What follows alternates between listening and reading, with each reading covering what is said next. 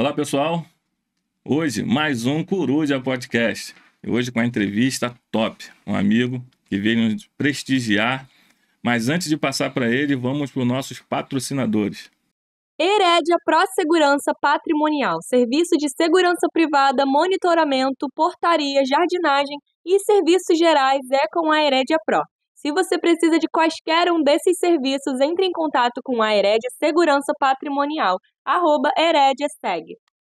Salão de Festas LM Eventos, espaço especializado em festas e eventos corporativos, reuniões de empresa, festas infantis, 15 anos, casamentos. LM Eventos é o lugar ideal para as suas festas e eventos. Mais detalhes, veja no @LM Eventos. Se você precisa mudar o visual, eu tenho um Point. Point da Beleza é o lugar certo para você que quer mudar e dar um up no visual. Corte, coloração, escova, maquiagem, sobrancelhas, unhas e muito mais para você ficar ainda mais bela. Entre em contato e agende um horário e venha para o melhor Point, o Point da Beleza. Instagram, Point da Beleza. Brincar e moda infantil. Tudo em roupas para seus filhos de 2 a 14 anos. Vários modelos nas mais diversas estampas e marcas. Roupas de qualidade e bom preço que você pode receber direto na sua casa. Mais informações, entre lá no @EuSouBrincare no Instagram. E tem uma promoção usando o cupom CORUJA10. Você ganha 10% nas compras acima de R$100. Cupom CORUJA10. Agora sim. Olá, Wagner Coelho. Tudo bom? Olá, pô, prazer estar novamente aqui contigo, cara. É uma satisfação Os imensa. nossos colegas ali também, né? Essa produção maravilhosa que você tem aí. Poxa, é um prazer estar aqui. É uma honra estar aqui com vocês. Nada ia funcionar se não tivesse eles. Eles são primordiais aqui. Como é normal a gente conversar, iniciar esse bate-papo, a gente quer conhecer um pouco de Wagner. Quem é o Wagner? Bem, o Wagner, a gente até dei aquela palhinha, né? Naquela entrevista do nosso amigo Pablo, que está lá em Lisboa hoje. E o Wagner é uma pessoa simples, um cidadão do povo, um chefe de família, sou casado, né? Hoje eu sou um filho que praticamente não tem mais meus pais junto a mim, mas eu tenho certeza que eles estão em bom lugar. E eu procuro levar a vida da maneira mais justa possível, né? De uma maneira assim, na qual meus pais me ensinaram ali. Então, é uma pessoa simples, uma pessoa de bem, um cidadão que gosta das coisas corretas. Muito bom, isso é muito bom. Vem cá, você é da área militar. Como você iniciou essa vida de militar? Bem, eu na verdade, eu perdi, como acho que eu falei no início, né, daquela vez passada, eu perdi meu pai aos 5 anos de idade, pai biológico. Né? Então, quando eu completei 10 anos de idade, minha mãe casou novamente, e ela casou com um fuzileiro naval, né, o seu Nelson. Hoje também não se encontra, né, entre nós. E aquilo ali me inspirou de uma maneira que eu vi assim, pô, cara, eu tenho que ser fuzileiro naval. Eu olhava aquilo ali, Você teve aquela inspiração do seu padrasto. No meu padrasto. Engraçado que ele tinha 2 filhos, né? No caso, minha mãe tinha 3, eu e mais 2 irmãs. Seu Nelson, 4 filhos, Caramba, 2 meninos e 2 meninas. Aí juntaram 7, depois vieram mais 2, vieram 9. Era um time de futebol ali. Final de ano, aniversário. Mas aí a gente era uma época assim que a gente pode dizer que dá saudade, né, aquele momento em família, mas era difícil. Era difícil. Ali, não sei se você já ouviu falar em rodízio de calça jeans. Já ouviu falar nisso? Já ouvi falar. Né? Ali não tinha calça para todo mundo. A família era convidada para uma festa. Aí tinha aquela... é o sorteio. Vai você. E a calça servia para todo mundo ali, né? E seu Nelson, por ser militar, eu procurei me espelhar. Os 2 filhos dele não quiseram, de maneira que não queriam ser militar de jeito nenhum. E eu que era o filho adotivo ali no caso, mas ele sempre me tratou como filho, eu sempre tratei ele como pai também. Legal. E eu tive o prazer ainda de servir com ele alguns meses, antes dele ir embora, ele para a reserva. Nós servimos ali na Ilha das Flores. Sei. Né? Ali era o sargento Nelson e o soldado Wagner. Tinha esse negócio de pai, não. Benção pai, não. Era continência. Isso é muito e bom. Assim a gente foi seguindo.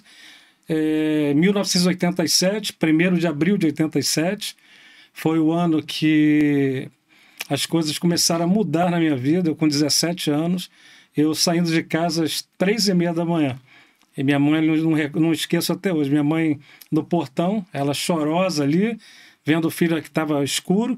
E acho que eu te falei, eu fui criado lá no Conjunto da Marinha, no bairro das Palmeiras. Ali. Na Rua 9. Um abraço, pessoal da Rua 9, que estiver nos assistindo mais tarde. Com certeza. Mas eu lembro assim, minha mãe no portão, e ela chorosa, assim, preocupada, e eu também preocupado. Preocupado com meus pais, sempre fui preocupado com meus pais, com minhas irmãs, hoje com meus filhos, né? Então a gente fica sempre naquela ali. Eu falei, não, respirei fundo, o olho cheio d'água, mas fui embora. Peguei o ônibus lá que era na 401. época... Não, era 400, bairro das Palmeiras, Niterói. Era um ônibus que era de 2 horas, né? Que eu levava 1 hora para Niterói e outra hora para voltar. Era 1 ida e voltando. Isso. Então, começou a minha trajetória ali. Né, em 1º de abril de 1987, o dia da mentira. Ainda pensei assim, deve ser mentira. Os caras mandaram a gente ir para lá e vai mandar de volta para casa. Negativo. Chegamos lá, meu amigo. Era ralação. Entra no caminhão, que não tinha, naquela época não tinha aquele conforto, né? Hoje a gente vê que as coisas estão muito mudadas, mas a gente dentro de um caminhão pegando ali pela Avenida Brasil, lá para Guandu do Sapê, não sei se você conhece. Nunca ouvi falar. Lá entre Campo Grande e Santa Cruz. Ah, tá. Então, ali era o centro de recruta. Hoje, né? Na época era o centro de recruta, hoje é CIAMPA, que eles chamam. Rapaz, você já descia ali com aqueles instrutores ali gritando, com bambu na mão e... seu filhote de cruz credo, e desce daqui, desce dali. Mas foi uma época boa que criava homens, né? Verdadeiros ali, soldados verdadeiros, pessoas verdadeiras. Não desmerecendo o pessoal de hoje, mas a gente vê que muita coisa tem mudado, mudou, né? A gente vê até que hoje tem pessoas que vão para as redes sociais reclamar, eu estou sendo maltratado dentro do colégio naval, por exemplo. Pô, a gente não sabe o que aquela galera ali da década de 80 passava. A década de 90, até 90, 92, era diferenciado, sim. Hoje nós temos até as fuzileiras, né? Que teve a primeira turma, acho que deve estar tendo outra aí. Não, eu volto a dizer, não desmerecendo esse pessoal, mas aquela nossa época era uma época de ferro, realmente, ali, cara. Foi até a criação dos próprios pais, antigamente era bem mais rígida, bem mais dura, e criavam pessoas com responsabilidade, homens bravos mesmo, ali, que fazia a diferença. Hoje, não desmerecendo, claro, que tem pessoas aí, tem pais e mães criando pessoas muito, homens e mulheres aí responsáveis, mas antigamente a criação era diferenciada. Era assim. Era diferenciada, né? Era assim, era uma coisa que você... O seu pai te olhava, você já sabia que tinha uma coisa errada ali. Verdade. Você já ficava naquela, já sabia. Ou então, se você tivesse feito algo de errado, você já esperava que o negócio, logo mais, era aquela história ali, a mãe dentro de casa com a gente. Quando seu pai chegar, a coisa vai ficar diferente. E ficava diferente. Mas eu não me arrependo, né? Não me arrependo. Eu digo que eu tive tudo para dar errado na vida. Né? Porque eu digo assim, eu perdi meu pai biológico aos 5 anos de idade. Nós ficamos ali praticamente desamparados, né? Minha mãe com 2, 3 filhos, e ela nova ainda, e a gente sem rumo nenhum. Tinha vezes que um filho ia para a casa de um tio, outro ia para a casa do outro, e a gente quase não se via ali, porque era difícil aquela época ali, década de 70, né? Eu sou de 69. Mas eu digo para você que tudo isso serviu para forjar quem eu sou. Eu vou te contar uma coisa aqui, que aquele dia a gente estava... A entrevista era do amigo, né? Mas eu aprendi a ter o senso de liderança aos 5 anos de idade. Eu fico até arrepiado quando eu falo isso, porque foi o seguinte, parecia que meu pai já estava sabendo que ele estava próximo de partir, o seu Heitor Rodrigues Coelho. Né? Eu não me esqueço até hoje. As pessoas pensam assim, pô, como é que uma criança de 5 anos vai ter noção daquilo ali? Mas eu não esqueço isso até hoje. A gente morava num barraco anexo ao terreno onde minha avó morava, né? Lá em São Vicente, lá em Belford Roxo, aquela área de Belford Roxo ali.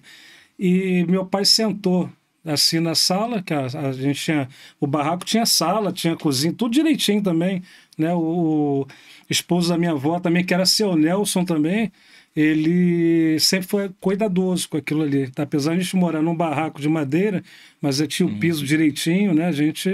E meu pai sentou assim, não esqueço, numa poltrona e botou a minha irmã Patrícia na perna direita, eu na perna esquerda ali e a Adriana, que era a caçula de 9 meses, no colo dele assim.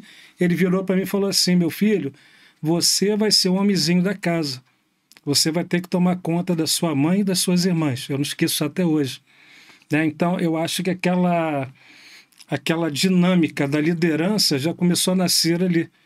Né? Então, isso aí, para mim, foi assim uma escola da vida. Né? Que quando eu cheguei no Corpo de Fuzileiros Navais, eu não tive dificuldade para aprender a ser um líder. Eu me considero um líder, assim. Muitas pessoas, às vezes, a gente não agrada a todo mundo. Não, lógico. Mas eu sempre respeitei os meus subordinados, sempre lutei pelo que eu queria, pelo que era o bem-estar de todos, geral. Nunca quis benefício só para o Wagner, não. E isso foi, acho que é fruto daquele período ali, né? Dessa missão que me foi dada aos 5 anos de idade. Pô, legal, cara. Muito lindo isso aí. Aproveitando que eu falei Corpo de Fuzileiros Navais, eu trouxe para você uma singela lembrança, cara. Rapaz. Tá? Posso abrir aqui? Pode, pô. Tô vendo essa caixinha aí, eu falei, ó. Ih, rapaz. Aí, galera. E, ó. Vou mostrar pra câmera aqui, ó. Aí. Vou até trocar aqui agora.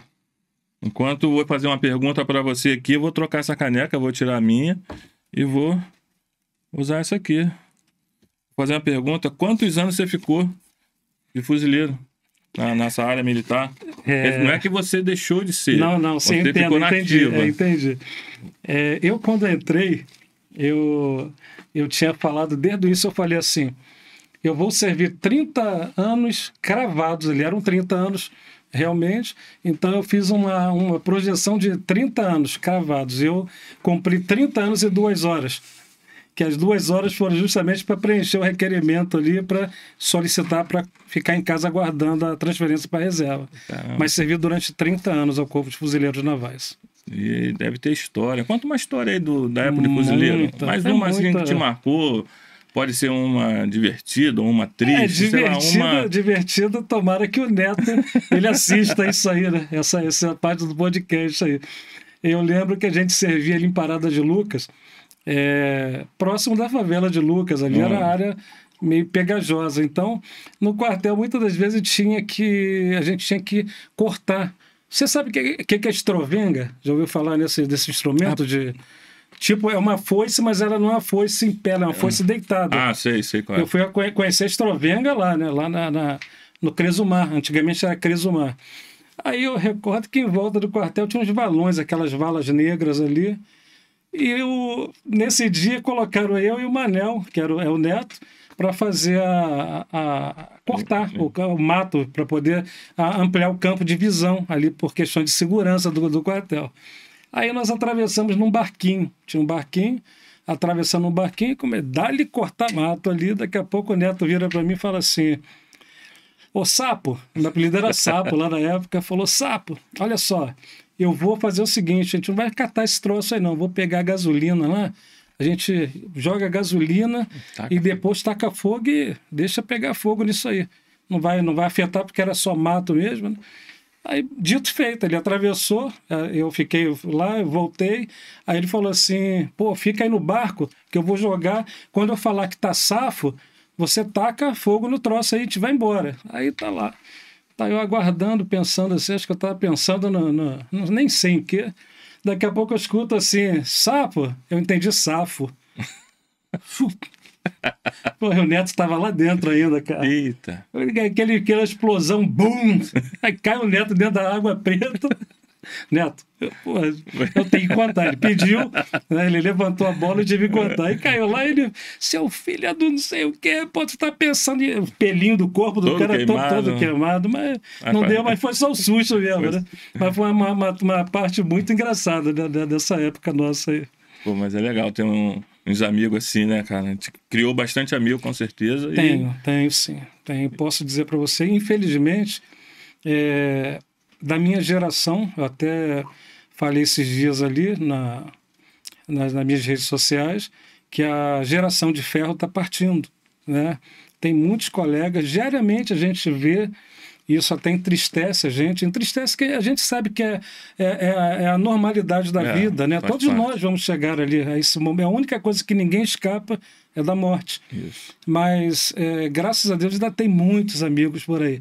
O bacana é que quando eu vou em alguns estados, por exemplo, estou indo para Brasília amanhã, tem amigos lá que vão me receber, vão me buscar no aeroporto.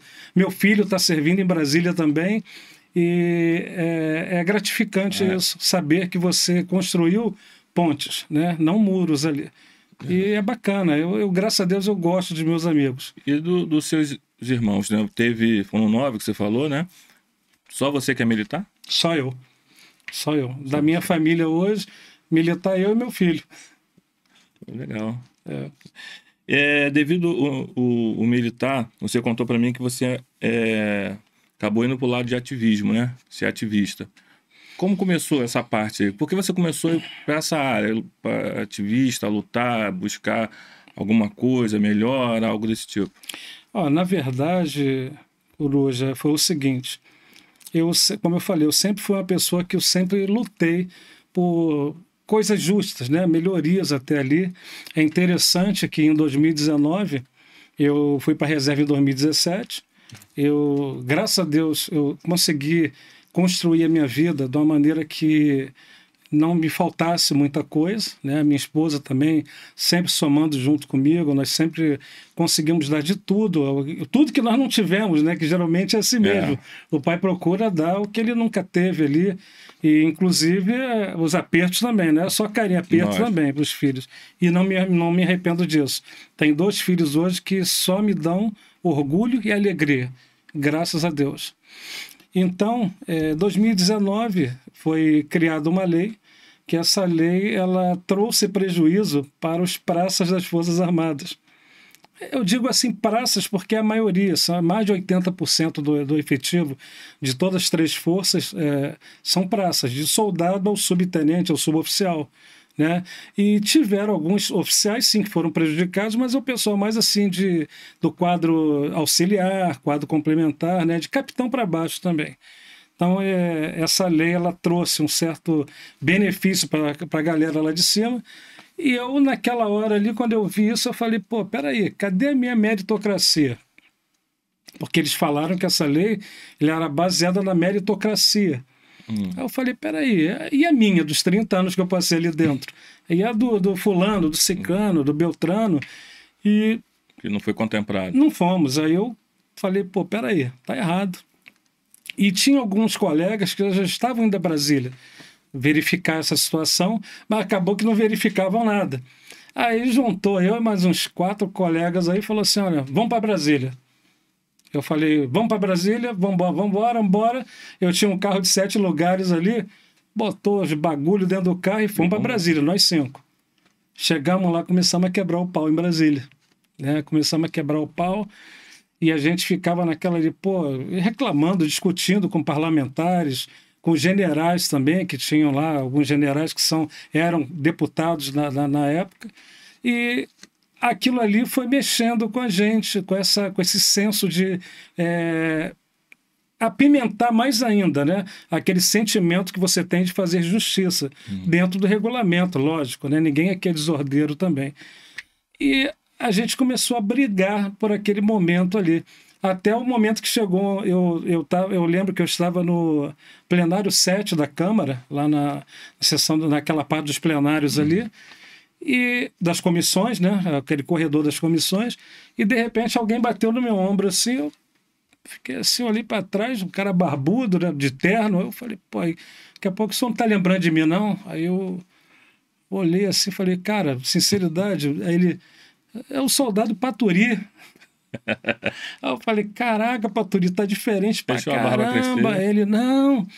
Eu, quando vi o senhor nas redes sociais, eu fiz questão de vir a Brasília te dar um abraço. Aí eu falei, como é? Ele, o senhor não vai lembrar não, mas o senhor lembra em 2004, naquele 7 de setembro, que mandaram a gente regressar lá para o quartel, na época, para o desfile no dia seguinte.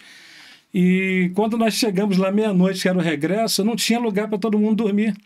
Então jogaram os soldados em cima dos armários, para dormir em cima de armário. Pô. Aí eu falei, pô, desci, fui lá no oficial de serviço. Aí comecei a cobrar do oficial de serviço, falei, pô, tem o alojamento da banda, acho que a banda não tinha regresso naquele horário. Aí eu comecei a discutir ali, discutir, o cara não queria, o oficial não queria dar muito.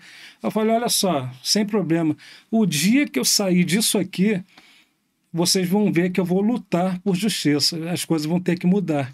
E eu falei isso, realmente, depois eu me recordei daquilo ali. Aí ele falou, o senhor falou isso aí, que o senhor ia lutar pela categoria. Quando eu vi o senhor nas redes sociais aqui em Brasília, eu me senti na obrigação de lá trazer um abraço aqui para o senhor. Aquilo ali aí mexeu mais ainda. Acendeu mais ainda. E dali em diante nós não paramos, né? Então nós temos uma equipe muito bacana. Eu quero mandar um abraço para a Cibele, né? Para o Ranchini, para o Giliberte, tá sempre com a gente, o Andrade, esses últimos aí vão estar viajando comigo amanhã para Brasília. E a gente até hoje não parou nessa situação. Então, o nosso ativismo é um ativismo assim, voltado para a justiça, para a dignidade, porque eu acho o seguinte, nós sabemos que dentro do quartel tem as graduações, tem os postos ali, só que todos nós somos humanos, né? Nós somos homens também. Então, eu acho que a coisa tem que ser justa. Comandante, ele comanda uma unidade, mas ele comanda uma coisa que não é dele. Isso. Né? Ele comanda uma coisa que não é dele. E a gente fala até do presidente da República. O presidente da República, ele preside uma coisa que não é dele. É do povo. Do povo. Né? E o quartel é a mesma coisa. Nós somos servidores públicos. Então, eu sou contra prerrogativas. Né? Porque eu sou comandante, eu tenho direito a comer camarão VG e o soldado comendo macarrão com salsicha. Está errado. Está errado. Então, eu me sinto na obrigação de lutar contra essas coisas. O senhor entrando nessa parte aí, eu também sou um pouco chato nessa... Eu acho que o político em si, desde o momento que você quis ser político, entrou para essa área política, seja qual for, você não pode ter esses privilégios. Né? Eu sou contra. Né? Privilégio de carro oficial, privilégio de... plano de saúde. Cara, se você está brigando pela rede SUS, então você tem que usar a rede SUS. Porque Mas hoje você vê que no colégio, os filhos, quem estuda em colégio particular, por que não usar o público, já que você trabalha para o povo, para ter um bom serviço, ser bom atendido? Então eu sou um pouco, não sei se é mente fechada que eu vou dizer, mas eu sou contra essa parte. Mas... olha só, o que acontece? A gente tocando nesse assunto é muito importante. Eu acho que o parlamentar em si, ou tanto parlamentar, vamos falar dos deputados, senadores, deputados estaduais, governadores, prefeitos, vereadores, presidente da República, todos eles são servidores do povo. Né? Então, eu acho que eles estão ali para servir o povo, servir a nação, não é se servir do povo. Né? Porque a gente sabe que os detentores daquilo tudo ali somos nós. Lógico. O dinheiro que está ali sendo empregado é nosso. É dinheiro do povo, são impostos que a gente paga todo mês. Meu contra-cheque vem descontando ali imposto. O meu, eu estou falando meu, mas vem no seu, vem no dele, vem do outro. Então, eu vejo que muita coisa tem que ser mudada no sistema político.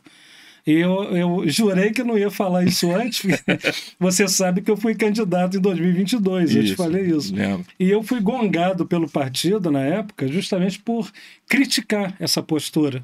Né? Eu fiz uns vídeos na época reclamando, falando que se eu chegar lá eu tenho que fazer um projeto de lei para acabar com esses penduricalhos. E eu acho que eles deveriam fazer isso. Um deputado federal ganha muito bem. Ele não precisa de mais nada daquilo. Sobre o salário, não. Eu sou a favor que ganha bem, sim. Para não ter necessidade, mas que ganhe bem. E mesmo ganhando bem, sou contra até pagando do próprio dinheiro o colégio particular. Ser totalmente contra. Tem que ser público. Sim, mas é o que eu estou falando para você. O parlamentar em si, ele tem que ter o senso do seguinte, poxa, tem que olhar para baixo, cara. A gente tem mais de não sei quantos % da população ainda na linha da pobreza. Né? Tem um percentual de pessoas passando fome ainda. Pessoas passam fome, passam necessidade.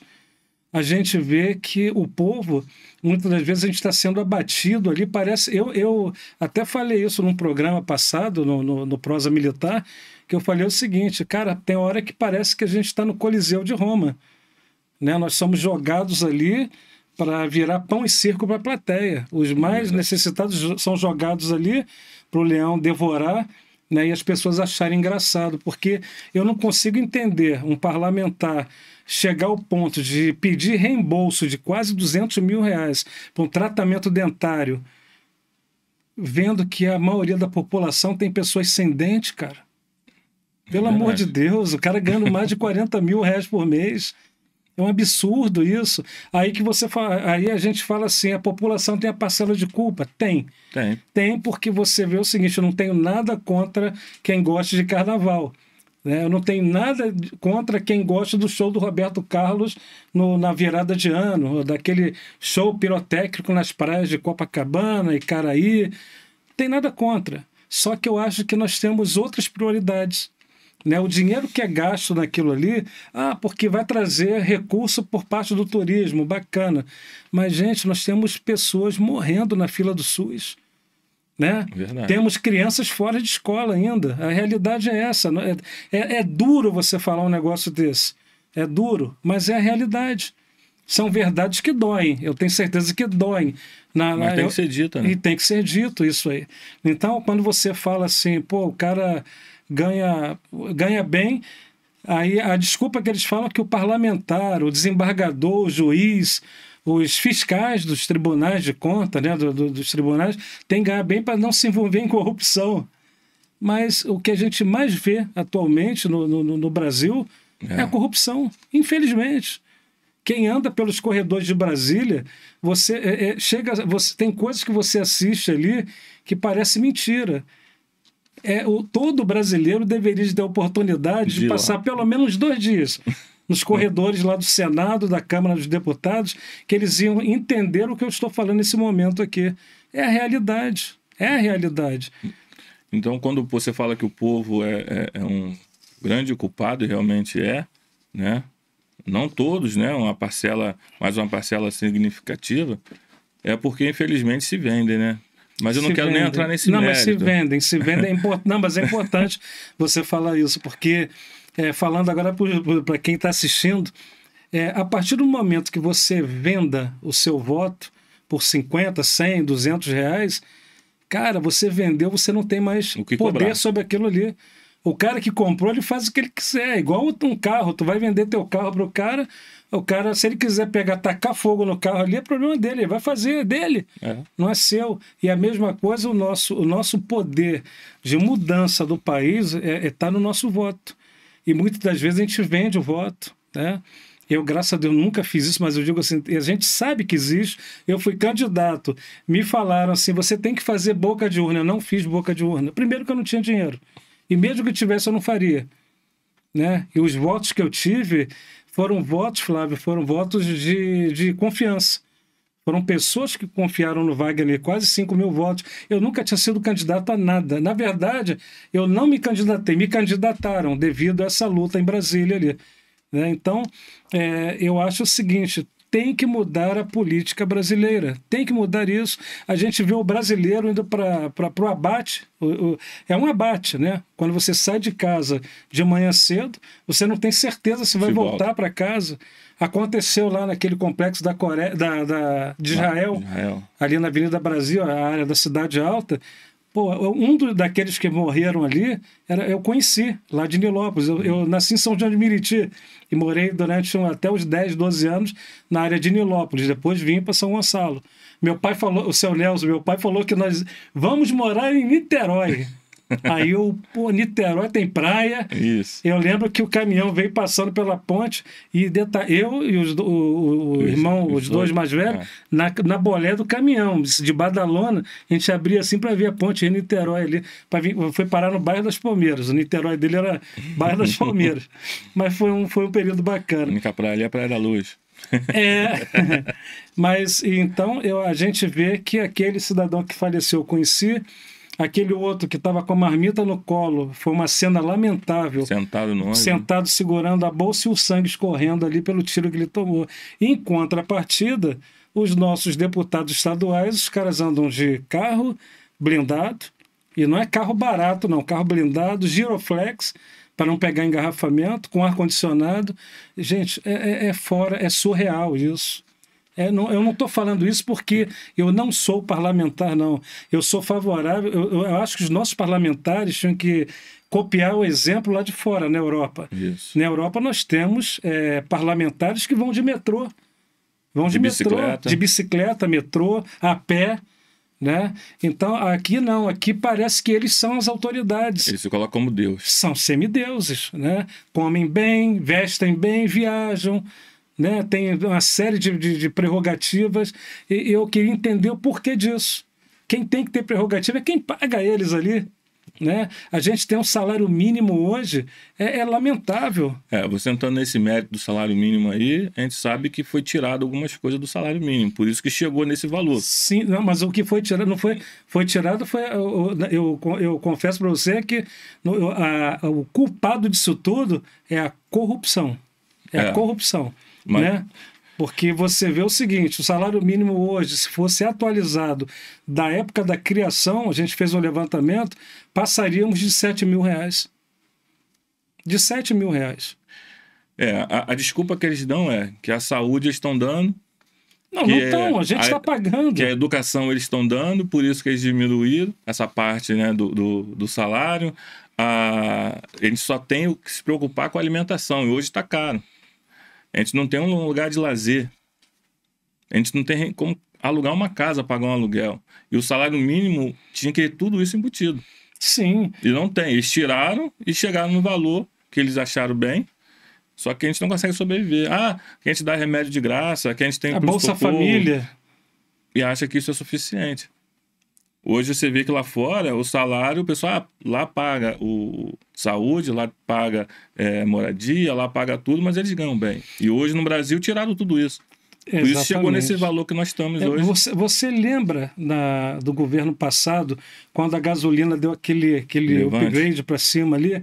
Eu cheguei a pagar ali, eu lembro que eu parei naquele Santos Clube, eu estava indo para a região dos Lagos, quando eu olhei a placa eu não acreditei. 8,79, acho que eu tenho essa foto ainda, vou te mandar. Quando eu olhei aquilo ali, eu falei, que isso, cara? Quase R$9 um litro de gasolina. Aí alguns colegas falando, porque lá nos Estados Unidos a gasolina está mais cara, em Portugal está mais cara do que aqui também. Só que, vem cá, vamos comparar o salário mínimo de Portugal para o salário mínimo brasileiro? É a mesma coisa? Não chega nem a... O Pablo botou uma cestinha lá, não sei se você viu no stories dele. Depois eu quero até conversar com ele sobre isso. Ele botou a cestinha lá, não sei quantos euros ali, mas a cesta... Hoje você vai no supermercado, 3 bolsinhas é 400 conto.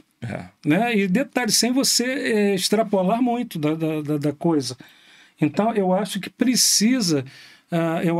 eles falam assim, o Brasil não tem dinheiro, não tem como sustentar as necessidades básicas da população. Tem que cortar um pouquinho, tem que cortar. Você vê que desembargadores, juízes aí, os caras, toda hora é papo de não sei quantos milhões, o cara recebe atrasado de férias, recebe bonificação de não sei o quê. Na véspera do carnaval, eu estava falando no início, tem nada contra o povo gostar de carnaval, não, longe disso. Eu não gosto, mas eu respeito quem gosta. Mas enquanto o povo estava preocupado em pegar a estrada para a região dos Lagos, para a região serrana, o presidente do Senado estava lá aprovando penduricalhos. A escala. Aproveita esse momento. Na sexta-feira, até tarde não estava lá o presidente do Senado e ele autorizou a carga horária, diminuiu a carga horária do pessoal, aumentou o vale alimentação. Quer dizer, para isso tem dinheiro, né? Para os desembargadores tem dinheiro.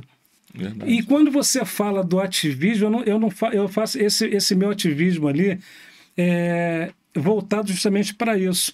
Eu quero que a sociedade entenda que o militar em si, ele não tem culpa do que aconteceu ali no 8 de janeiro, que hoje eles culpam todo mundo, todos os militares.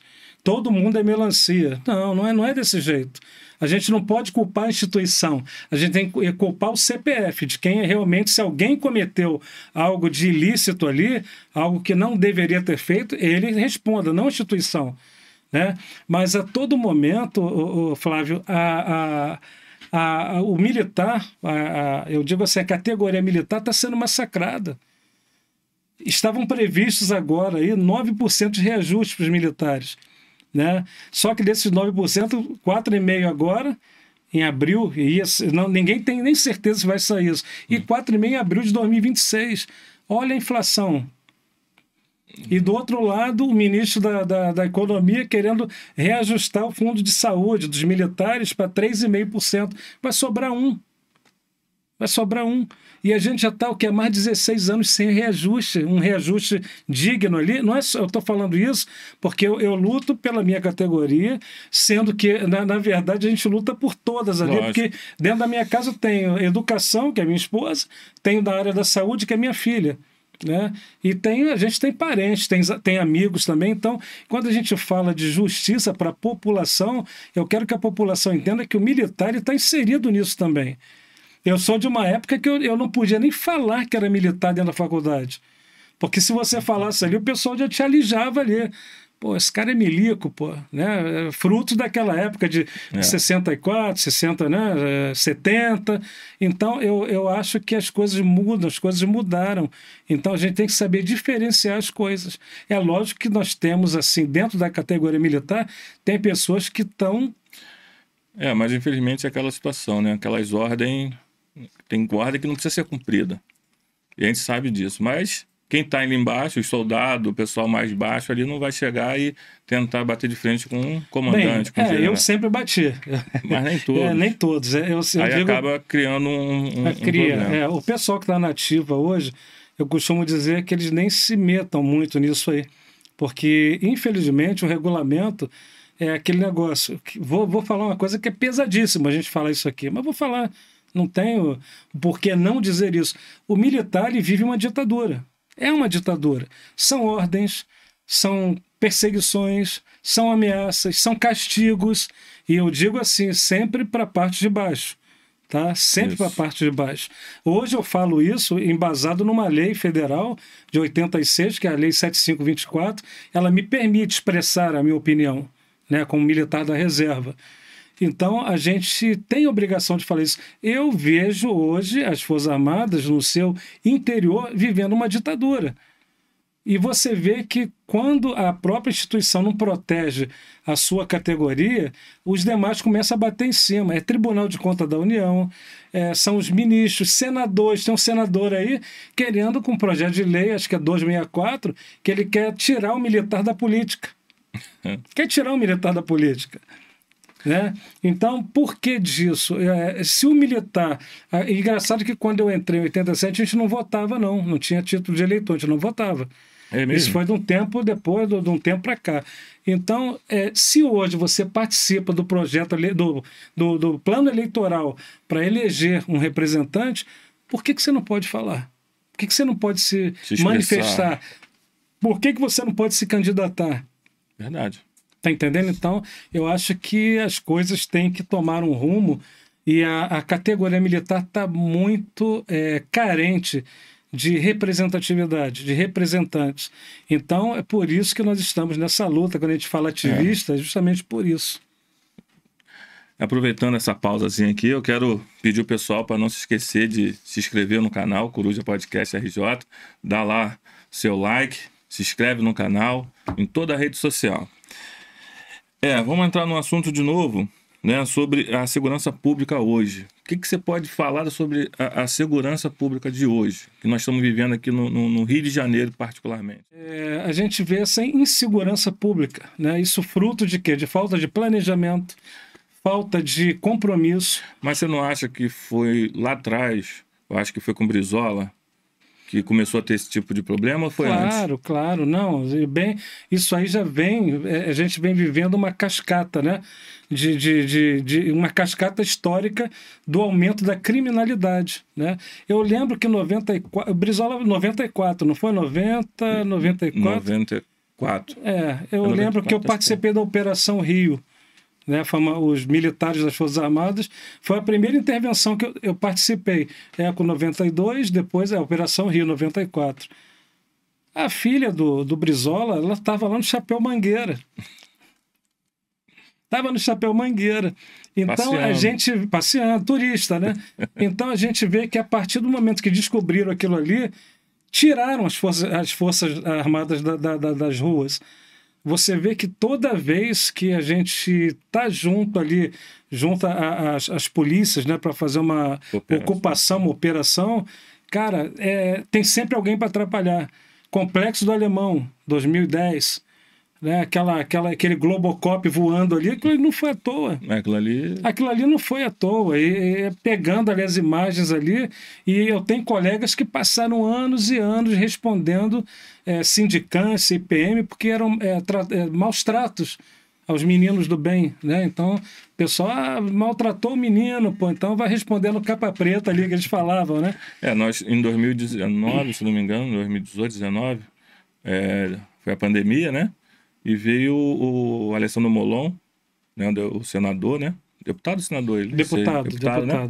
Ele entrou com uma lei junto o pessoal lá de poder acabar com a operação. Não tinha que ter mais operação. Você está falando da DPF 635? Isso. Sim. Essa DPF ela foi colocada lá no STF, né? E ela é fruto hoje de muita controvérsia.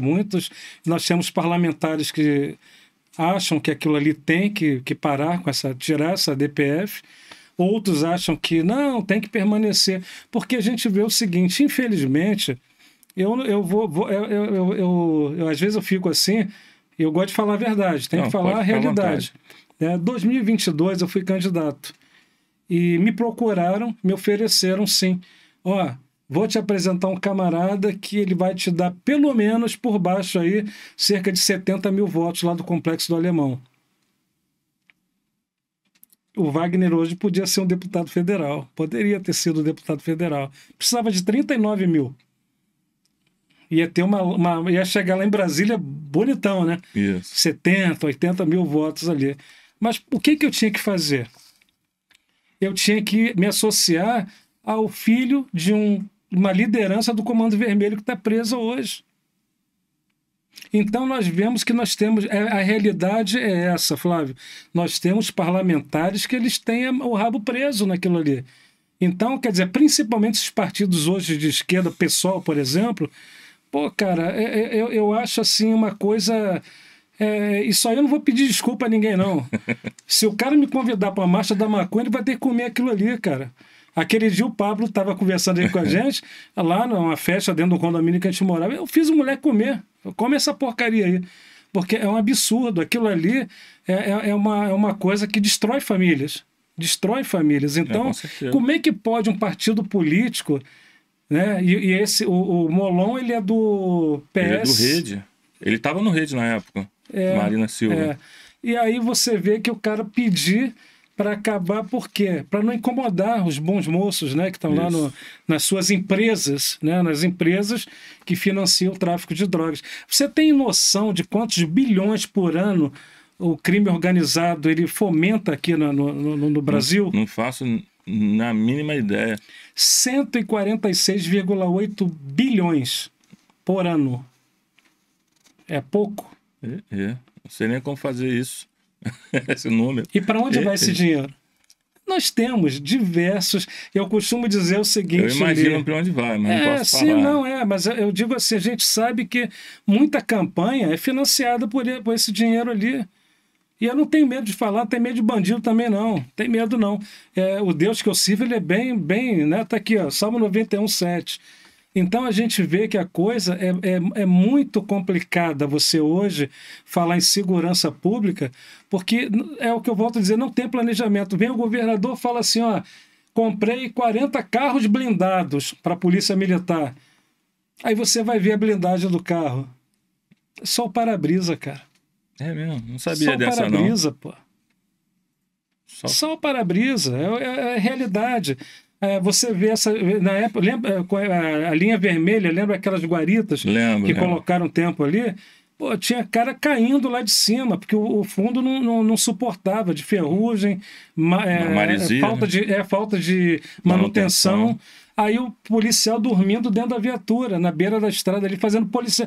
Dormindo não, o cara às vezes um cochila. Nós somos humanos, né? Lógico. Mas eu digo assim, o cara desprotegido ali, como é que a gente vai combater o quê? Porque deixam largado o cara ali, sem uma rendição, sem nada, e o cara é um ser humano, né? Sim, e eu digo assim, as Forças Armadas, por exemplo, eu acho que deveriam ter um papel crucial em monitoramento das nossas fronteiras.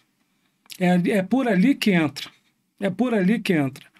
Né? Quando você falou em drogas aí, a gente sabe que tem uma lei que já foi votada, que a quantidade que eles encontram não é crime, não é... Mas vem cá, tem alguém vendendo. Se isso é crime vender, quem consome também é crime. Sim. Então não pode ter esse negócio de quantidade mínima ou máxima. Sim, tem que cancelar. E você vê que o interessante é o seguinte, se dá lucro é porque alguém compra. Então, o cidadão que gosta de fumar a sua maconhazinha, o senhor está financiando a criminalidade no Rio de Janeiro, no Brasil, né? Financiando a criminalidade, o crime organizado mundial, né? Porque a gente sabe que o internacional vem de outros países para cá, Venezuela, Colômbia. O Brasil ele não fabrica cocaína, vem de fora. Mas você viu que o ministro falou que a cocaína brasileira e a maconha não são puras aqui no Brasil, que isso para ele é horrível. Você escutou essa dele? Foi a última? Ele ficou meio chateado. Então, mas é o que eu estou dizendo, então. O que dizer de uma população onde o filho de um traficante que está preso há mais de 20 e poucos anos, o cara tem 9 milhões de seguidores nas redes sociais. 9 milhões de seguidores. Quer dizer, as pessoas procuram seguir essa linha. Então, tem tudo para dar errado. E é o que eu falo para você, os nossos governadores, os nossos deputados, eles têm que começar a olhar para isso aí. Porque eles hoje deputados, Agora, a partir do momento que eles virar um mero mortal ali, a coisa vai estender para o lado deles também. Como diz, né, a Bíblia fala que vai ser inversão de valores. Inversão de valores. Nós estamos nessa época de inversão de valores. É complicado. Nós temos hoje as nossas polícias mal equipadas, são mal equipadas, o equipamento é um equipamento horrível, não tem treinamento de tiro, a gente costuma conversar, a gente conversa muito com as pessoas ali, com os militares, então, quer dizer, é um absurdo. O cara chega ali e chega, não sabe se vai voltar para casa, né? Não justifica também que nós temos no meio das corporações, todo lugar tem um corrupto, não tem jeito. Não é a farda que faz o corrupto, o cara já chega ali com essa intenção também. Infelizmente é a realidade. E não é só nas polícias, não, nas Forças Armadas também. Em qualquer lugar. No parlamento temos também, no Senado, me arrisco a dizer também. Quem achar que vai me processe aí. Eu me responsabilizo pelo que eu estou falando. Mas a gente vê que a situação é essa aí, é o que a gente está vivendo. Então, como é que a gente vai falar em segurança pública, Flávio? O prefeito do Rio hoje está criando, né, uma força alternativa. O que você pode dizer sobre isso? Ele há cerca de uns 20 a 30 dias atrás, ele anunciou a tal da Força Municipal de Segurança, onde ele utilizaria militares, os reservistas, né, que foram NPOR e alguns militares da reserva, para poder exercer essa função, não combatendo ao crime organizado, mas combatendo os pequenos furtos, pequenos delitos dentro da cidade do Rio de Janeiro. Pois bem, esse pessoal ia trabalhar armado ali, porém sem o porte de arma. Né? Eles iam trabalhar ali. Serviço. Se serviço terminou, vai lá, deposita sua arma e volta para casa a pé. Ou seja, o cara pegou o criminoso ali na rua, levou para a delegacia de polícia, a gente sabe que não fica preso. A gente tem visto isso, eu moro em Niterói, ali em Caraí, ali toda hora eu estou num grupo de segurança pública, eu participo das reuniões do Conselho de Segurança Pública do meu município, e a gente vê que é o seguinte, toda hora está no grupo lá, o cara tem 50 passagens. O cara tem 25 passagens.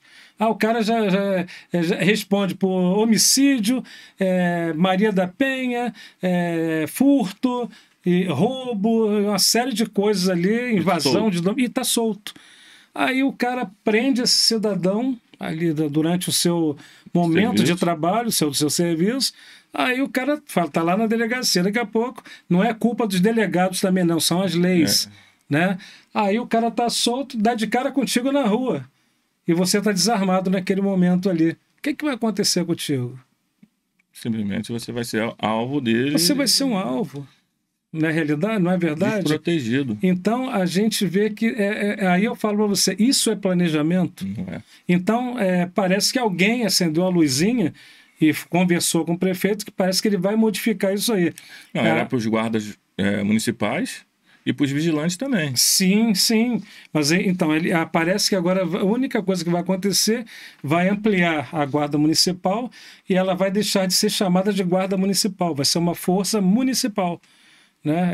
São os projetos ali que estão sendo apresentados na Câmara de Vereadores e vamos aguardar para ver o que vai ser esse pandemônio aí. Porque na verdade o vigilante hoje, né, como é a minha categoria, eles estão querendo também usar a força da segurança privada para essa situação.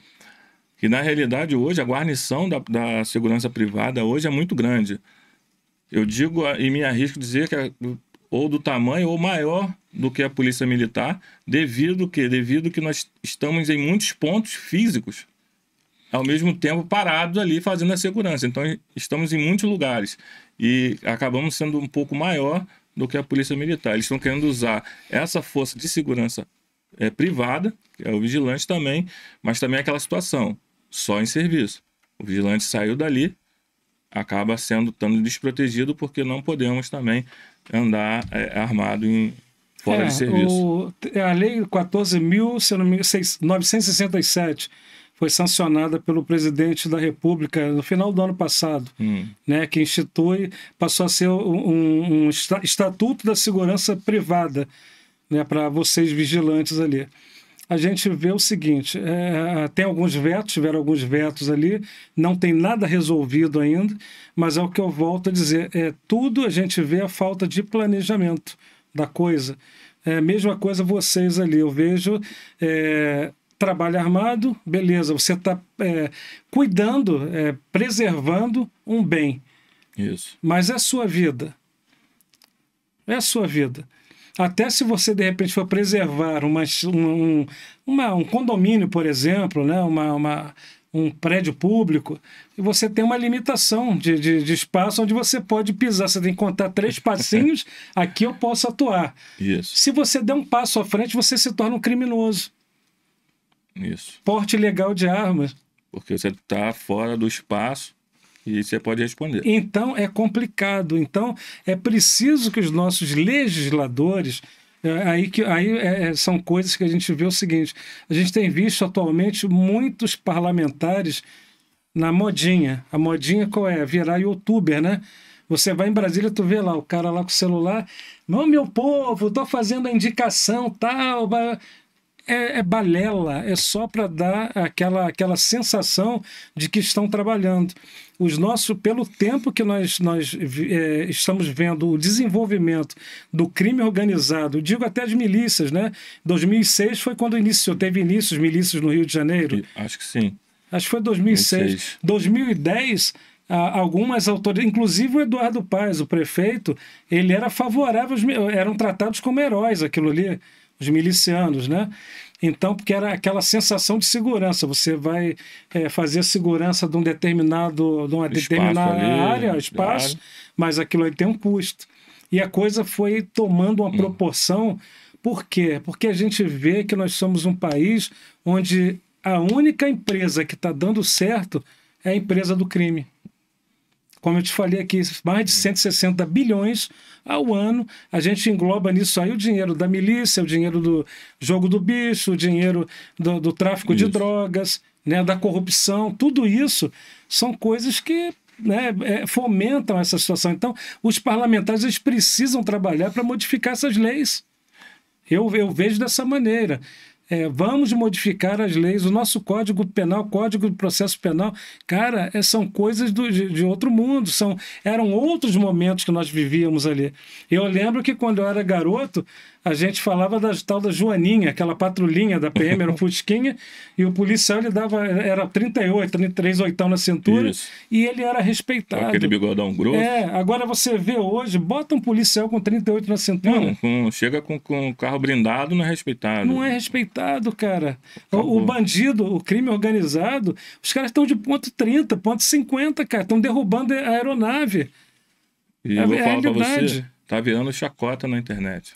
Você pega vários vídeos. E eles fazem, e o engraçado é que eles filmam como é que se diz assim? O filminho do crime. Né? Uma realidade. Um taserzinho, os caras botam lá dentro do carro com a arma apontada assim, aí se eu quisesse agora, e tocando aquelas músicas do como é que é? Do funkeiro, né? Cara, é difícil, é muito complicado. Então, a sociedade tem que entender o seguinte: procurem pesquisar a biografia dos seus representantes. Verdade.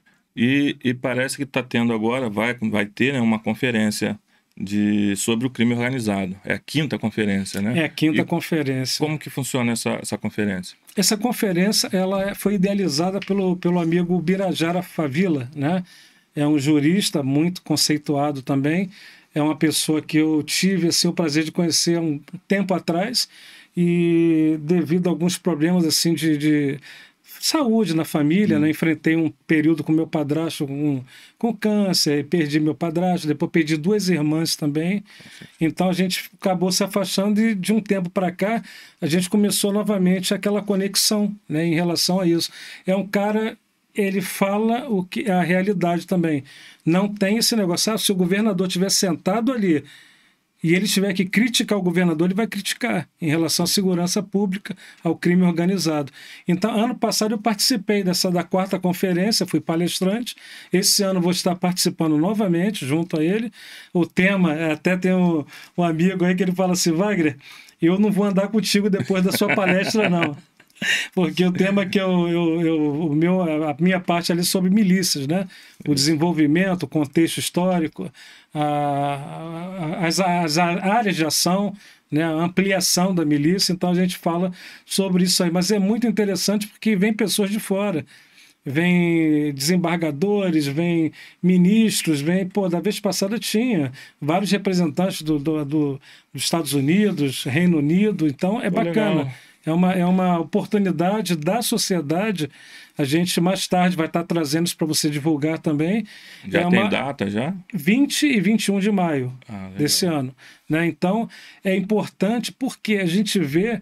E o engraçado é que o Birajara ele sempre convida parlamentares para estar sentado ali. E ninguém vem. Não chegou. Não vem. Vem sim, eu digo assim, vem algumas o secretário de Segurança Pública hoje, ele vai estar sentado no mesmo banco que eu, ele é um dos palestrantes também, mas a gente vê que tem que ser na base do convite. E me parece que o convite foi enviado para o ministro da Justiça, que é o Lewandowski, que parece que ele confirmou presença também nesse evento. Então, é importante que a sociedade esteja ali presente para cobrar desses cidadãos ali. Tem um momento de fazer aquela pergunta. Isso. Então, eu costumo dizer que a segurança pública ela é um dever do Estado, mas nós, como cidadãos, temos o nosso dever também de auxiliar nisso, né? Porque você vê que a corrupção ela só é fomentada, ela funciona porque o povo é corrupto. A minha esposa, às vezes me dói escutar, minha esposa fala isso, o brasileiro é corrupto. Infelizmente, é a realidade. Você vê muita gente pensa em se dar bem, aquela lei de Gerson, né? Pô, vou me dar bem naquilo ali. Às vezes o cara recebe um troco errado a mais, e o cara, caraca, por causa de 10, 15, 20 reais, isso vai trazer o que de benefício para você? Nem que seja 1 milhão. Aí eu costumo dizer que quem rouba R$1 rouba 1 milhão. Né? Então, esse negócio de... porque o cara roubou não sei quanto do mensalão, o outro... Não. Quem rouba R$1 ou 1 milhão é ladrão. E você vê que a gente não tem o valor... Hoje eu estava conversando com um amigo, que ele é vigilante, Ele era do Bradesco, se eu não me engano, e ele achou 48 mil num canto de uma parede. Ele viu aquela bolsa lá e passou o dia e viu aquela bolsa até que ele pegou. E olhou, viu, guardou a bolsa. Ninguém reclamou da bolsa, mas a consciência dele foi lá e devolveu. O pessoal, poxa, agradeceu, porque ninguém tinha dado falta daquele dinheiro e já estava ali, acho que 2 dias. Aquele dinheiro, ninguém deu falta. Ele devolveu a bolsa e 30 dias depois a empresa teve que diminuir o quadro de vigilante. Como ele era um vigilante novo, foi mandado embora. Tipo assim, ele era para ter recebido ali uma honra, um mérito, troféu, sei lá, alguma coisa, para estimular os outros vigilantes também. Não, ele foi mandado embora. Aí ele fala, cara, se eu tivesse levado aquele dinheiro para casa, eu estaria bem. Mas o que eu recebi foi um pé na bunda. É triste, né? Então, hoje em dia, você faz algo positivo e ninguém fala nada. Ninguém te aplaude. Não é nada para você, mas sim para estimular as outras pessoas. Eu entendo. E não temos isso hoje. Pelo contrário. Só olha para você com aquilo de errado que você fez, ou algo de errado. Mas o bem que você faz, ninguém fala. Eu lembro, foi lá de fora, não sei onde foi, que o cara matou um bandido e foi levado e foi aplaudido. Foi na área do Sul, não foi? Acho que isso. Acho que foi em Rio Grande do Sul. Acho que eu vi isso aí. Foi homenageado. E a gente não tem isso. As pessoas, vou fazer para quê? Né? Infelizmente, a gente tem que mudar a nossa concepção, mudar esse pensamento nosso. Eu vi essa semana, um colega botou um comentário numa das minhas postagens no Instagram, botou assim, por isso que às vezes eu tenho vergonha de ser honesto. Aquilo ali machuca, gente. Machuca. Você vê um cidadão de bem falar uma coisa dessa. Eu respondi a ele, falei, olha, eu acho que você deveria se orgulhar disso. É um privilégio. Não deveria ser normal. Não deveria ser uma exceção, deveria ser regra. Isso. Né? E via de regra aquilo ali. Mas não. Hoje é muito difícil você ver isso. O que dizer, por exemplo, Sérgio Cabral, hoje ele é influencer digital. Hoje é. O cara estava com mais de 400 anos de cadeia e está livre. Porra, hoje ali, faz videozinho na academia. Faz na beira da piscina. Na praia. Então você vê que a cultura do Brasil... E vai ter gente que vai votar nele. Se ele se candidatar, ele disse que vai se candidatar, vai ter gente que vai votar nele. Aí você falou, esse vigilante aí, esse cara... Isso é um tapa de luva na cara dele ali, porque você sabe que muitas das vezes nós temos criminosos recebendo medalha Tiradentes. Verdade. Sendo homenageado com medalha Tiradentes, milicianos. Nós tivemos vários aí, né, porque trabalhava no gabinete do fulano, do ciclano, e a medalha Tiradentes ali, que é uma das maiores honrarias do Estado, no peito de um criminoso. E um cidadão desse de bem... como você falou, um pé na bunda do cara ali. Foi. Então, é importante que a sociedade abra os olhos para isso. Nós temos hoje a ideia de depositarmos confiança e voto em quem? Em quem é popstar. Né? Você vê, o cara participa hoje de um BBB.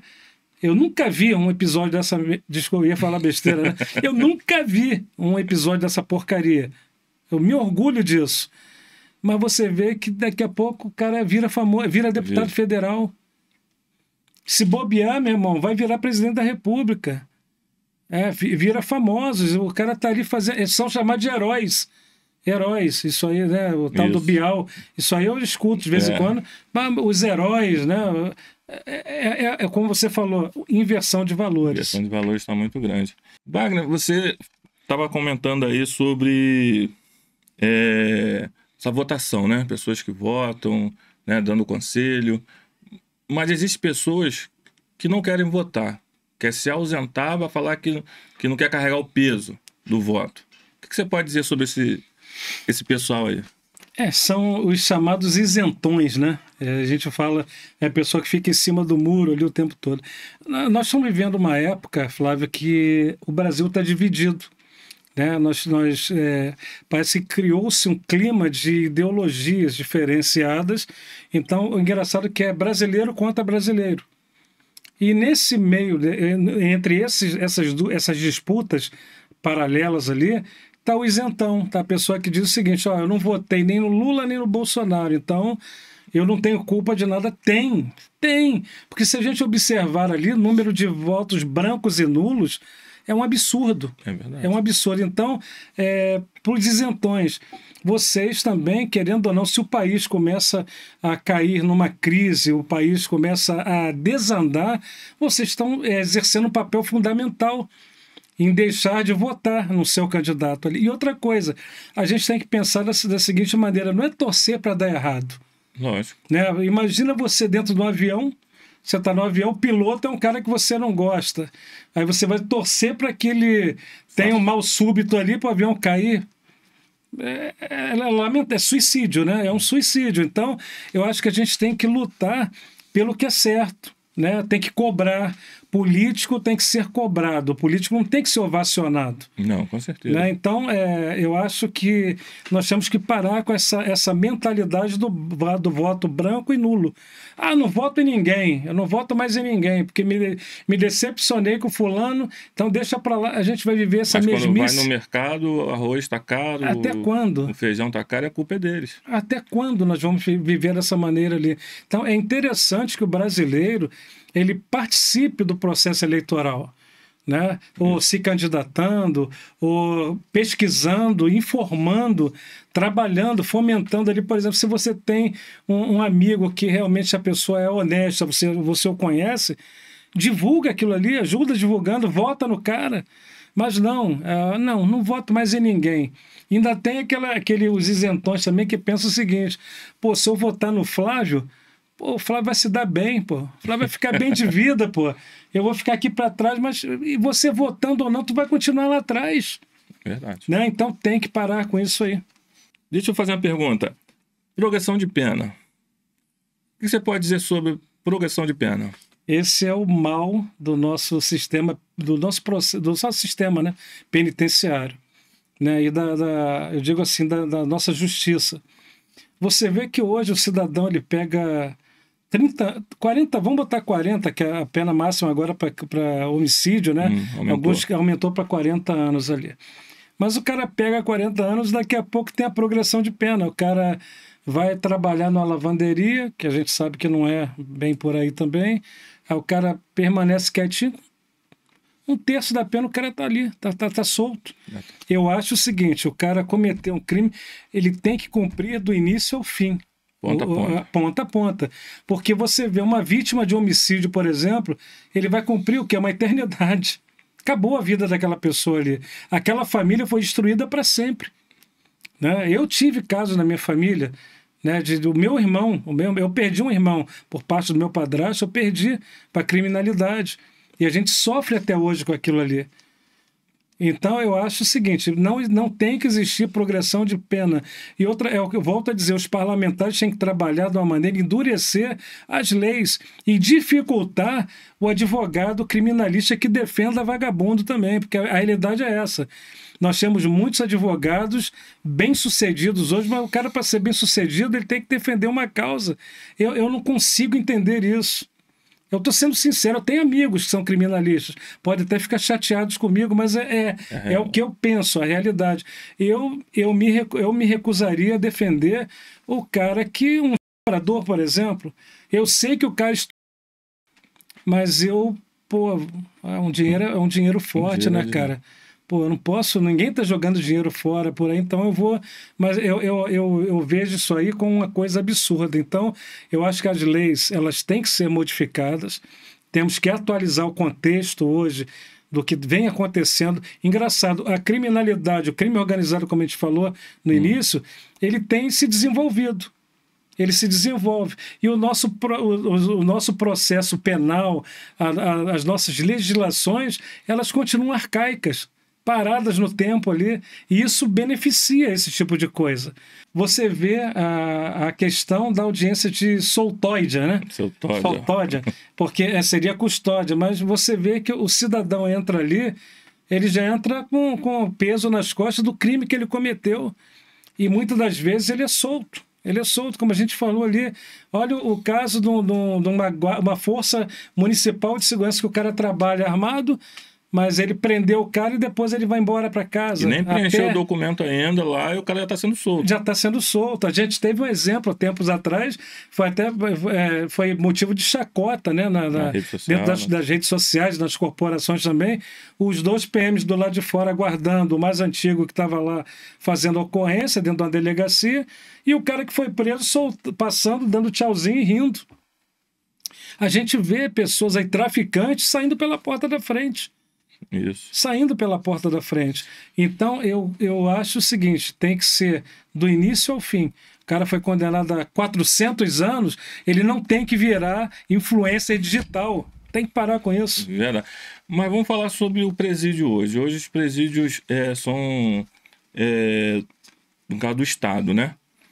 O que você acha do presídio ser privado? Olha, a gente tem que ter uma cultura. Primeiro, isso aí, eu acho que não é cultura do brasileiro, né? A gente tem que estudar muito essa situação. Eu sou favorável. Eu sempre falei, eu sempre pensei, eu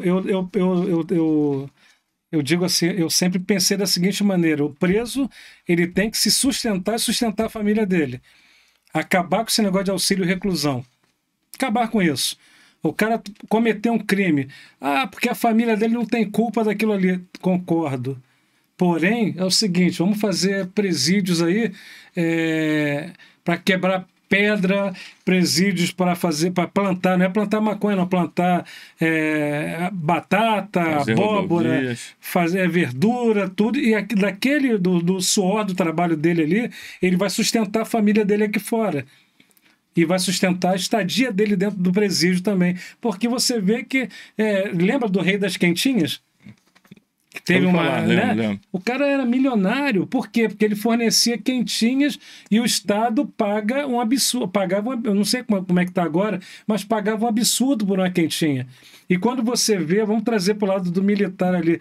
Você sabe quanto é mais ou menos o valor da refeição diária de um militar dentro de um quartel? Não faço ideia, não. Vamos botar aí.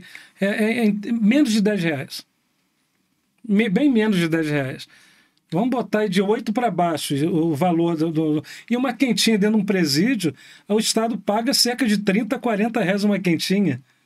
Então, é onde nós temos que fazer aparecer o dinheiro, né? Então, eu acredito que se a gente tivesse realmente presídios ali privados e com essa cultura do cara trabalhar para se sustentar e sustentar a família, olha como é que a gente ia economizar, cara.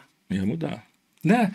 E detalhe, ia sair dali mudado. O cara ia sair 30 anos se aperfeiçoando e fazer plantação. Ia sair um profissional. Né? Alvenaria, mecânica, até os carros, né? Os caminhões, bota esse pessoal para aprender a ser mecânico ali dentro, consertar os carros da Polícia Militar, da Polícia Civil. Então, eu sou favorável, sim, tinha que mudar isso aí.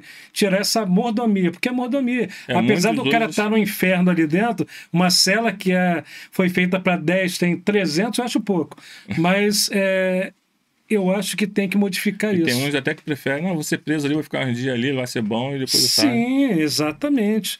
Mas é engraçado que você vê que o pobre vai para a cadeia. É o exemplo da pena de morte ali. Você é favorável à pena de morte no Brasil?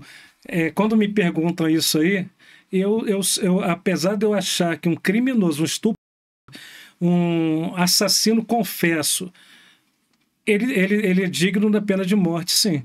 Tá? Mas no Brasil, só quem vai sofrer com isso é o pobre. Infelizmente, a realidade é essa. Quem tem dinheiro fica solto. Né? Então a gente tem que modificar tudo isso aí. É uma cultura que eu acho que a gente vai ficar. Eu já estou chegando lá, né? Já passei da metade do prazo de validade, já estou acima dos 50, mas se eu chegar aos 80, eu não vou ver essa mudança. Infelizmente. Gostaria muito, mas a morosidade do processo legislativo dentro do parlamento é muito lento. Parece que existe aquela força contrária ali. Pô, se eu aprovar uma lei que vai dificultar a vida do criminoso, eu vou perder voto. Né? É difícil você falar isso. Eu quero que vocês entendam que eu não estou falando isso assim com alegria no coração, não. É tristeza. É tristeza, é triste você relatar uma realidade dessa. A gente tem visto, às vezes, em programas até, a gente vê ali essas partes de filmes e séries que são fictícios ali, que passa aquele arcanjo renegado. Isso. Aquilo ali tudo é realidade, cara. Aquele filme Tropa de Elite é realidade. Infelizmente, tem gente que não gosta de ouvir isso aí, mas aquilo ali acontece. Né? Se a gente olhar a introdução da milícia no estado do Rio de Janeiro, é aquilo ali, cara. O cara viu que o tráfico de drogas estava dando dinheiro. Aí, de repente, ele viu que a gatonete dava mais dinheiro que o tráfico de drogas. Né? A venda de gás, a exploração da água. Então, infelizmente, é o que a gente estava falando aqui. A indústria do crime, ela é a única indústria que está dando lucro acima da inflação. É difícil, mas é a realidade. Tudo é política, né? Que é muito ruim ouvir que nós estamos tão mal assim. Estamos. Né? E eu queria que você falasse para essa câmera aqui, para essa turma toda que está querendo vir como candidato e para o povo que vai votar nessas pessoas aí. Deixa um recado para eles. Bem, como você falou, é difícil, né? A gente abrir essa caixa de Pandora e falar, não adianta só a pessoa viver de narrativas. Nós temos que viver de realidade, né? Partir para a prática nisso aí. Então, nós estamos no ano pré-eleitoral, que os nossos candidatos eles tenham o senso da justiça, o senso do respeito, a saber que não é para se servir do povo, e sim servir o povo. Seria uma maravilha. Se o nosso país se transformasse nisso, seria uma maravilha. Isso aqui é um país maravilhoso. Aqui é um tudo país que joga no chão nasce. Isso, exatamente. Então, temos pessoas boas, graças a Deus, só que essas pessoas boas, nós estamos vivendo reféns. Então, o cidadão, o professor, o enfermeiro, o médico, o militar, analisem, vejam a biografia do seu candidato, vê se vale a pena, vê o que ele fez no passado. Tem que olhar com um crivo, fazer um crivo ali. Porque é engraçado que você, cidadão de bem, quando você vai fazer uma entrevista de emprego, os caras te reviram de cabeça para baixo. Né? Eu lembro, não sei agora como é que tá, mas eu lembro que em 87, quando entrei para o Corpo de Fuzileiros, eu estava lá no centro de recruta, minha mãe recebeu visita lá na minha rua, querendo saber quem éramos nós, que na época, na minha turma, fomos 3 da mesma rua. Então, fazia essa investigação ali. Então, o eleitor ele tem que tomar esse cuidado. Eu acho que se a gente escolher bem, nós vamos colher melhor ainda. Né? Então, a gente tem que ter esse senso de responsabilidade para com a nossa sociedade. É isso aí. Gente, eu quero agradecer pela sua presença. E eu quero agradecer também uma pessoa com carinho, cara, que me deu isso aqui, tá? Um chaveirinho do Coruja, foi a Tânia Adete, lá do Vila Laje, uma querida. Quero agradecer o carinho, né, que ela me deu isso aqui. Muito obrigado, tá, dona Tânia? Quero agradecer, Wagner, você. Quero deixar as portas abertas para você vir aqui a hora que você quiser conversar, bater o papo. Tá aberto a hora que você quiser. E mais uma vez, cara, obrigadão pela essa entrevista. Eu que agradeço a oportunidade, o carinho, né, que vocês sempre têm com a gente. Eu costumo dizer que é o melhor podcast que eu já participei. Tem até o lanche ali, né? Tem um lanchinho. Então, a gente vai em alguns lugares aí, não tem muito disso, não. Canequinha. Então, eu agradeço a oportunidade, o profissionalismo de vocês também. E dizer que vocês, o canal Segurança e Defesa TV, o programa Prosa Militar está aberto a vocês também. Show de bola. Podemos contemplar. Um abraço, qual é o nome dele mesmo? Rodney Dancas. Rodney, você me convidou, Rodney, para dar um pulo aí em São Paulo, para bater um papo. Eu vou levar uma caneca do Coruja para você. Tá bom? Vamos marcar essa agenda aí. Vai ser um prazer meu dar um pulo aí, bater aquele papo, conversar. Desde já tá aberto. A hora que você quiser, Pego aqui um ônibus, um avião, bicicleta, a gente vai atrás de jegue, não tem. Eu vou até aí, a gente vai bater esse papo, tá? E vou levar a sua caneca que você pediu, tá bom? Tamo junto. E é isso aí. Tá, eu que agradeço a vocês aí, a paciência, né? E espero que a gente tenha daqui para frente momentos bons para contar também. Vai sim. Né? Vamos pedir a Deus para que as coisas melhorem, que clareie a mente dos nossos eleitores, né, da nossa sociedade, e a gente consiga criar um país mais justo. E eu vou pedir você agora, para pedir com carinho a galera que te segue, para seguir o canal Coruja Podcast RJ. Ah, com certeza. Olha, toda a família militar, vocês que me conhecem, que me seguem ali, a gente está indo para Brasília amanhã, estou viajando para Brasília amanhã com apoio de uma galera enorme. Peço a vocês que sigam ali, ó, Coruja Podcast, tanto no YouTube, Instagram, Telegram tem também? No Telegram não? Já tem? Ainda não, mas vou botar. Né? Então, @Coruja Podcast RJ. Esse cara é bom. Toda rede social a gente tem. Bom não, que bom eu vou falar com o militar. Bom na Marinha é conceito 4. Na minha época, conceito 4 é excelente, 5. Né? E hoje acho que é 10 agora. Então, sigam o nosso amigo aqui, esse podcast, que vocês têm tudo para serem noticiados de coisas inteligentes e interessantes também. Tá. Eu já vou deixar aqui o convite para você levar, vai em Brasília. Se tiver algum parlamentar, alguém que quiser bater um papo, pode avisar que o Coruja já está com as portas abertas para eles também. Com certeza. Tá bom? Com certeza, cara. É isso aí. Tá. Obrigado. Eu que agradeço. Mais uma vez. E vamos pro lanche? Vamos pro lanche. Eu já tô querendo tomar um café, comer um biscoitinho.